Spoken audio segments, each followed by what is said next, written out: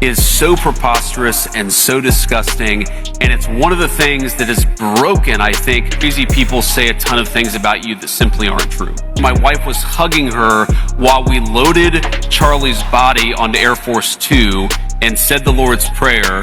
The people telling you that Erika wasn't grieving her husband are full of shit. And we need to be honest about that fact. Excuse my language. My wife says I gotta work on my language. I'm going to address it right at the front. Mr. Vice President, I'm on stage here instead of our friend Erika Kirk. That's right. Because unfortunately, she has received some very serious threats in her direction, which is terrible. It's a terrible reflection on the state of reality and the state of the country. But it underscores a larger point that she has received a lot of attacks. From surprising places, perhaps. Tell us what you think about that. Some of the people that have made, part-time jobs out of attacking Erika, and this is the net result. Sure. Well, first of all, I love Erika, and I know that she did get some threats. And, about 2 hours ago, as you know, Andrew, I was a little worried that we were going to have to cancel the event because Erika was not going to come, and she was very worried about it. And I talked to the Secret Service, and obviously these guys do a very good job. And I said, you know what? Let's let Erika do what she needs to do for herself and her family. I'm sure Andrew will fill in. And let's go and make this an amazing event with the Georgia Bulldogs in Athens, Georgia. So absolutely, we're going to do this thing. But look, I mean, in so many ways, when did Charlie die? It was mid-September, I believe. September 10th. And in the past, that's right, it was the day right before September 11th. And in so many ways, the past 6 or so months have been two separate living hells for Erika Kirk. And the first is, of course, that she lost her husband. She lost the father of her children. And I'll never forget this because I mean, frankly, I think a lot about it because my wife is now pregnant with our fourth baby, is when we went and picked up, thank you. But when we went and picked up Charlie's body in Utah, and of course you were there with us, and I met Erika, and I met the family. I mean, I met his parents and his little sister. And I just think about that moment and where she was so broken. And any of you know who anybody who's grieved before is you kind of go from just crestfallen and sad, and then you want to remember the person that you just lost. And there's just this constant flood of emotions, right? At one moment, you're laughing about something they said 2 years ago, and at another moment, you're sobbing because they're not there anymore. And I thought about that moment a lot because Erika told me, and that was the first time she'd ever told me this. And I guess I thought about it a lot in the context of our own, my wife's pregnancy. She said, I really wish that we had more babies together. And that kind of hit me like, it's just it, he's gone. That was sort of one of the moments where I realized Charlie's not coming back here. And you have this mom who's really sad about the fact that her two little kids may never have memories. I mean, you think about as a father, I know most of you out there are too young to have kids, but one of the things that you think about as a father is, I want my kids to remember this moment, right? I want my 6-year-old to remember when I took him to the zoo, or my 6-year-old son was just baptized on Easter Sunday, and I want him to remember that moment with me. And thank you.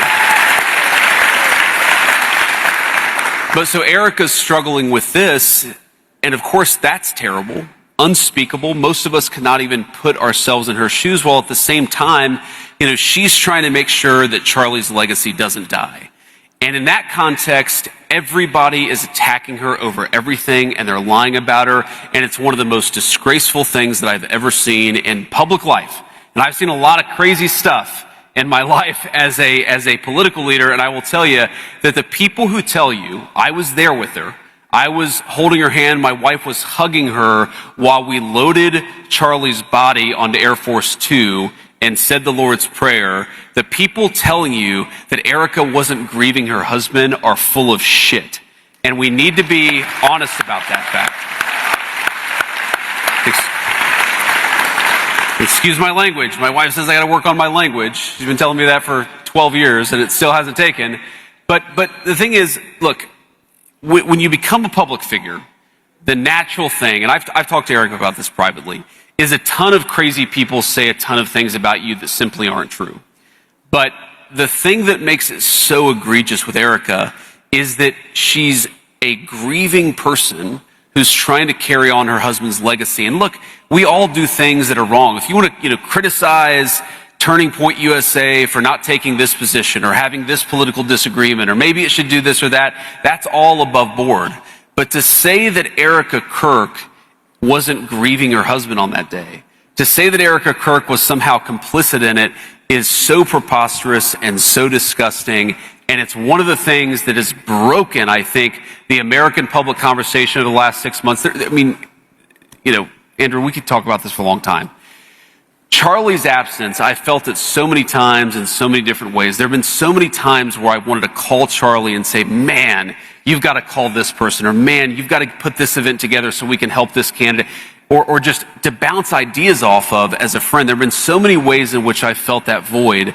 But one of the ways in which I felt that void is that it's like the response to Charlie Kirk dying, the response to Charlie Kirk getting assassinated by a left-wing furry lover is the response should have been, let's go after left-wing violence and terrorism. Let's defund the networks of left-wing violence and terrorism. That's what we've been doing in Washington, D.C., and that's what we've been fighting for every single day. Savannah Hernandez, of course, was assaulted in Minnesota a couple days ago.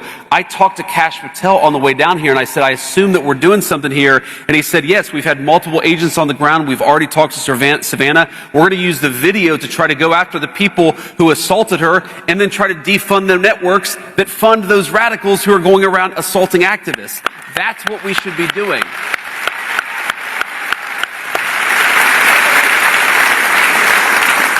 And I know that politics is hard, and I know that it's challenging, and I know that things aren't always easy, and we're going to have disagreements even within our coalition.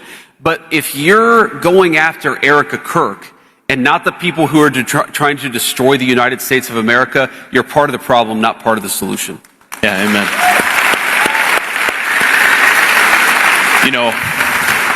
I think that's really well said, Mr. Vice President, and I always try and remember that Erika has to live with this constant reality that her kids are one parent away from being orphans.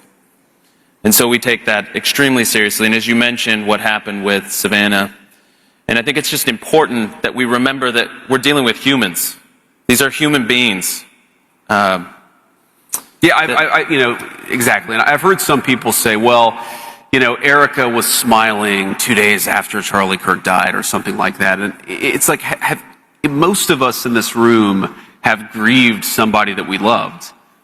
Maybe, hopefully not a spouse who dies in the prime of their life, but when you deal with somebody who's grieving, it's always this weird combination of emotions. It's intense sadness, intense affection. It's, you sort of love that person in that moment, maybe more than you ever have because you feel their absence. You think about all the happy moments that you had and you can't help but smile, and then you remember they're not there and you can't help but sob. That's what grief is like. And so, again, if your instinct is to go after not the left-wing radicals who are assaulting Savannah, or not the people who shot Charlie Kirk, but if your instinct is to go after a young mother because she's grieving in a way that you find wrong, well, why don't you stay in your lane and mind your own business? Yeah, amen. Grief is complicated, and so there's another angle of this, Andrew, which is just so absurd, which is that people will say that Erika, she's been doing this or she's been doing that, and I would be doing something different. And it's like, first of all, that's fine.